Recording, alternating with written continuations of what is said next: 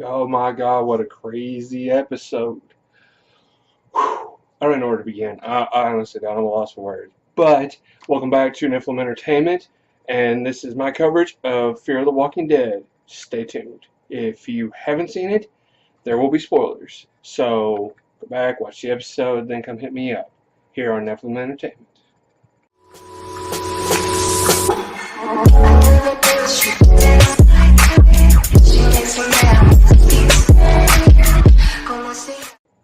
What is up, everybody? This is Metatron Urel, and you are watching Nephilim Entertainment.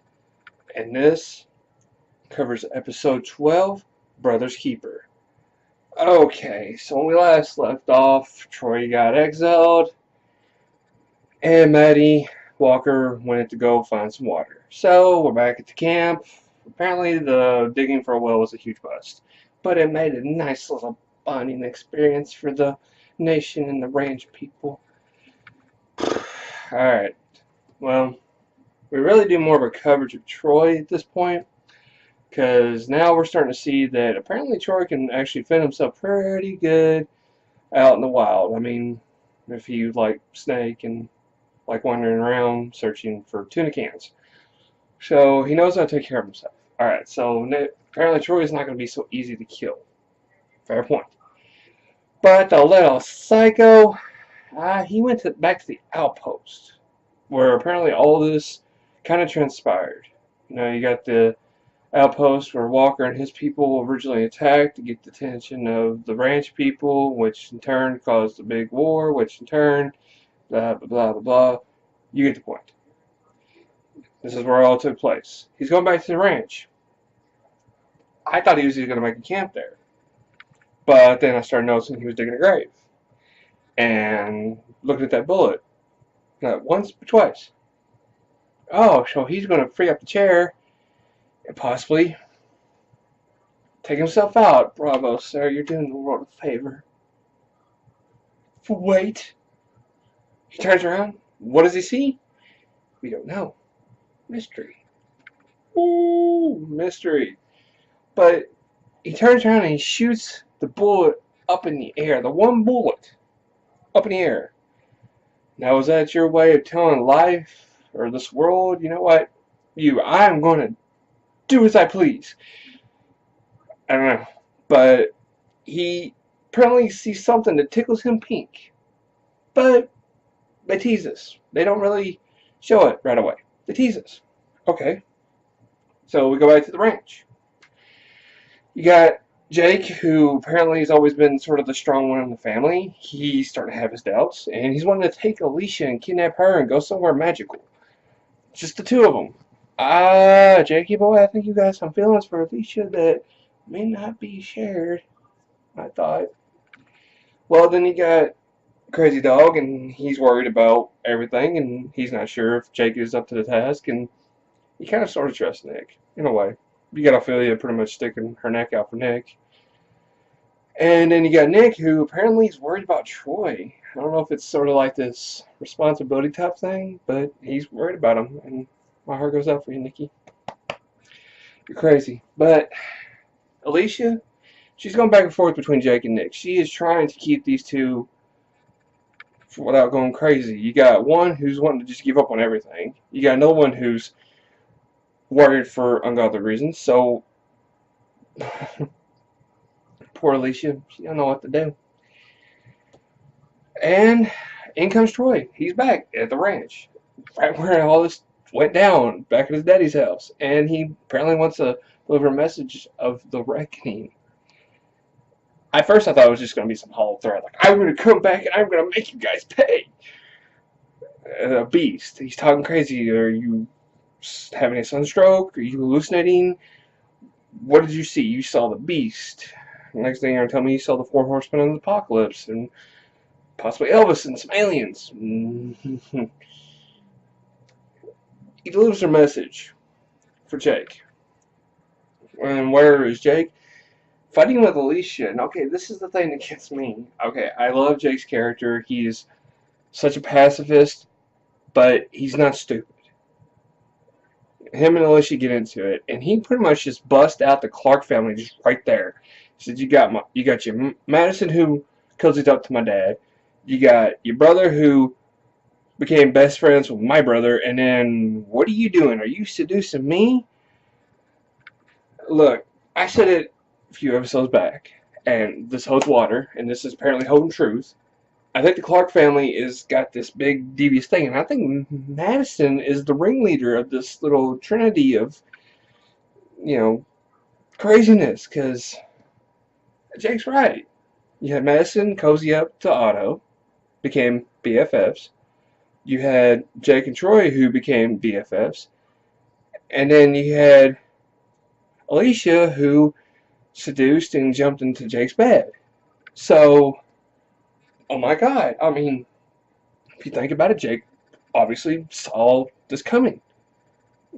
Great insight, sir. I salute you. Good job. Well, Nick comes back and he lets Jake know that Troy was there, and Alicia sees it as bait. Fair point. I mean, who here, not me, trusts Troy? I don't. I've said it since the first time that little sociopath showed up. I do not trust that guy whatsoever. But Jake and brothers, I mean, who wouldn't go out there for their brother? Honestly. So Nick feels responsible, so him and Jake go on this nice little field trip. Okay. So they go out there, and what else could be but a giant ass horde? Oh my God. Oh my God. A horde. A big horde. Not just any horde. A big horde. Not to make it like a nice little sandstorm. That's a little scary. Just a tad bit scary. And, you know, Jake and Nick are coming out with this big plan. Okay, if we lead it away to the left, the right to the ranch, left to take it away, which this is opposite of what you're supposed to see. If we take it to the left, it is not going to do anything to the ranch. Ranch is off to the right, and all of a sudden, boom! God? No. Troy, who thinks he's God. He shoots off what they call a bloopa, which was a grenade launcher back in Vietnam. And he corrals the zombies. Well, leads the zombies back to the ranch. Yeah, the Day of Reckoning is by Troy's hand. Who saw this coming? I'll try not to be smug. So, Alicia, Crazy Dog, Ophelia, and Coop sense something's amiss. So, they go and corral everyone up. Because Nick had enough sense to send Alicia a radio, and Jake, was it Jake or Nick? I think it was Jake. Jake gave Alicia the radio, which Nick saw as a good point to let her know, hey, horde's coming. Big horde. So, back at the ranch, you got Alicia, Ophelia, Coop, and Mad Dog, who's gathering up all the people and trying to save the ranch. Well, back on Crazy Hilltop, you have Jake with the gun to his brother's head. You got Nicky Boy, who is trying to calm down said crazy person. It's not happening. Okay, Nick, dude, I got mad respect for you. Number love, dude, since the very first episode when you woke up and that crazy chick was a zombie. But come on, man. Can't save Troy. It's crazy. Dude, come on, he's crazy. But Nick and Jake, Jake and Troy get into a nice little brotherly tiff. And I love the title of the episode, Brother's Keeper, because to me, it reminds me a lot of Cain and Abel, the classic Bible story between two brothers who wanted to please their maker. One got credit where the other didn't, so naturally, the brothers fought. And one of the brothers killed the other, which religiously is supposed to be the first murder. Okay. We find out that Jake apparently has been cleaning up Troy's messes since they were little. And I thought it was going to go for this nice little sociopathic when Jake was describing how rabbits sound when they're dying. I thought maybe he was going to say something along the lines of the hardest part was railing them up, or the hardest part was holding them down. I thought we was going to have a plot twist and come find out Jake was really the sociopath, and Troy was looking up to his older brother. But no, kind of find out it actually is Troy who's crazy. So when they are fighting, Nick's big secret gets brought up. And Jake apparently knew. Jake knew. Like I said, he's not stupid. He kind of figured it out. I'm guessing that he was relieved that he found out, but at the same time he was hurt. But I think he still had respect for Nick. You know, that wasn't a look of disdain. It was more of a look of, dude, that hurt. That hurts. But, and I don't know if, but it may not have been directed towards Nick. It may have been directed towards Alicia. Because I think, in a way, he knew of his father's sins. And I think he was okay with him dying. But at the same time, I think he's more hurt that his girlfriend didn't tell him. Dude, there's a lot of chicks that keep secrets. Just saying.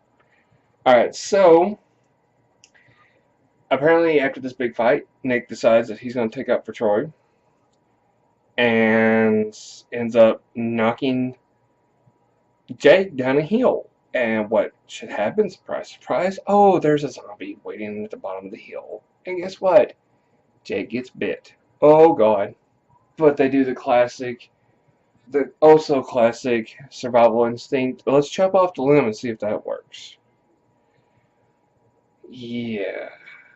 No. No. Well, first of all, I mean, look, I don't want to get bit by a zombie. I don't want to die by a zombie. I'd rather, survive a zombie apocalypse, but I like keeping my hands and legs where they're at. So if I get bit,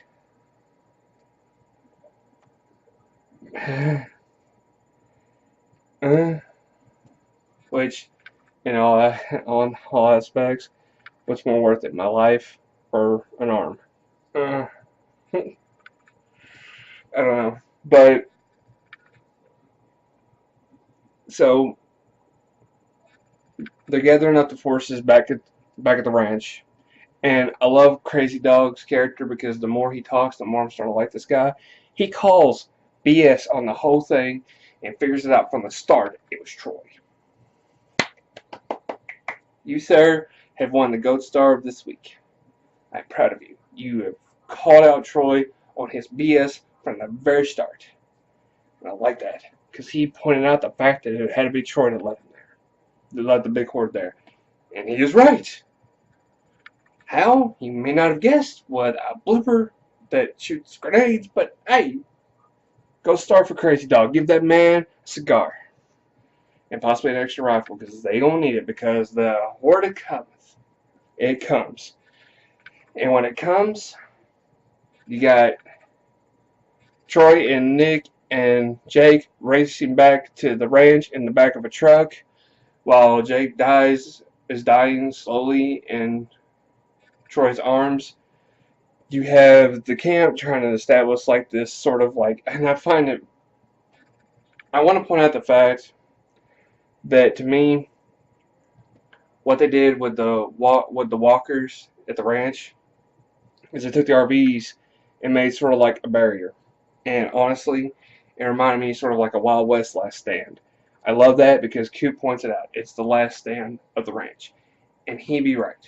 Because at Horde, mowed through the RVs. I mean, it was epic. It mows through. Not only does it mow them through, it flips over the RVs because of all the force and the weight behind the walkers. So amidst this, you got Nick and Jake and Troy on the hilltop watching the disaster down below. You got Alicia, Ophelia, Crazy Dog, and Coop in the midst of all this. Alicia looks like she's on the verge of a panic attack. Everyone else is killing walkers left and right. And Jake lies there motionless. Well, This is a fine time for Nick to, of course, play the lecturer. Takes Troy, shows him his mess, throws him down. Troy has to be shot, and Nick tosses him his gun, says, "Here, kill yourself." I love that. I love that. That's completely awesome, because that is Nick's way of saying, you know what? I'm not your daddy. And I think a lot of that was where all that came from. He felt responsible for Troy in some way, but none more. Tossed him a gun and said, "Here, you want to die? Do it yourself. Tired of taking care of you." So, close the bird, and that'd be that. But I had to say, with all this, there were some deaths at the end of this episode. So, spoiler alert, here it is. Take a minute. If you haven't watched it, I'll give you 5 seconds. Okay, people who died. Obviously, the first person let's cover is Jake. Jake dies, apparently cutting off the arm didn't save the day like we thought it would, like it does in the original Walking Dead. No, it didn't save Jake this time around. And I find it funny and a bit ironic that his entire life he has sort of cleaned out the mess and been sort of the mercy killer for Troy. Who should be the mercy killer for Jake in his final hour? Troy. Okay. I don't know what this will do for Troy's psyche, but having to put out your own brother, especially in a way when you had a hand in his death to begin with, that might do something for Troy's character. I've always had an open disdain for Troy's character simply because he's a little sociopath, but I don't know. Given his living circumstances and how he grew up, can't really blame the guy for being a little crazy. I mean, look at his father. Watch the previous episodes and you'll see his father wasn't exactly a golden little angel. Jake was stronger to hold down during it.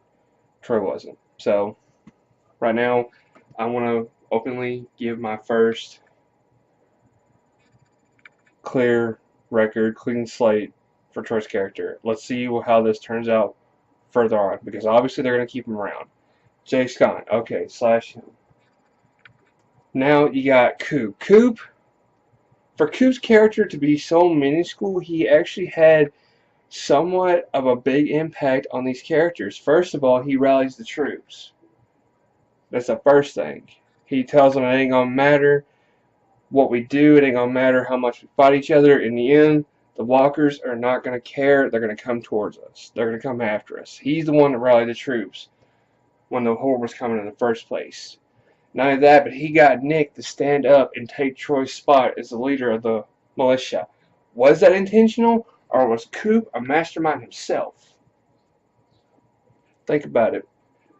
You got Troy, who's the little sociopath running things.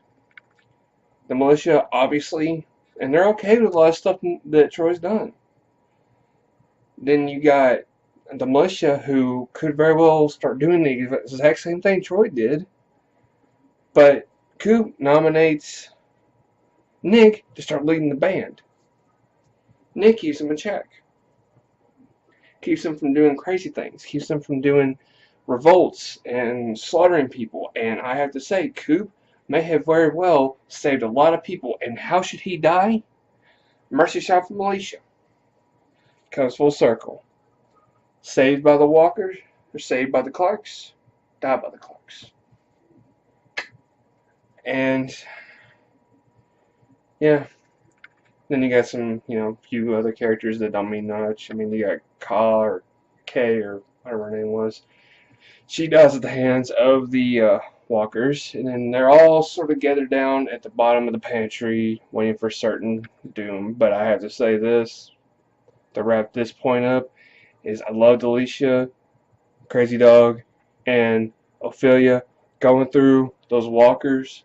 It's sort of like a little mob stomper. I love that. I mean, I thought they were all going to die. I ain't gonna lie. I thought they were all going to die, but apparently they make it through and make it back to the pantry safe and sound. Or are they? Alright, this is the next up coverage of The Walking Dead, or Fear the Walking Dead, and first of all, Nick and Troy. It is said in the credits and the cutscenes that Nick feels that if the ranch is to die, it is because they didn't work hard enough. Good point, Nicky. How are you going to save it, though? No Madison and Walker and Strand and Horizon, so without them, how are they going to fight off an entire horde by themselves? And of course, down in the bunker, you have Ophelia and Crazy Dog that's going to have to lead on a crazy mission to save the vent, because apparently the only vent for the pantry, is not pumping air. Okay, so these people don't have air in the vent, so that's going to have to be covered. And then, of course, you have infected in the clips for next week's episode that apparently are in the pantry. So how are they going to handle this? People, I'm telling you, this episode, cray cray. It was cray cray, ain't gonna lie. But tell me, what do you think? Post your comments down below. Do you think that Nikki and Troy are going to be able to save the ranch? Or do you think maybe they're going to have to cut ties and go and try to find some help? What do you think down below? Post your comments down there. If you like my page, go ahead and hit the subscribe button. More content will be on the way, more shows, and share this video with all your friends. But that's going to be a wrap for me. This is Metron URL telling all you daydreamers and creators out there, keep your heads in the clouds. Peace.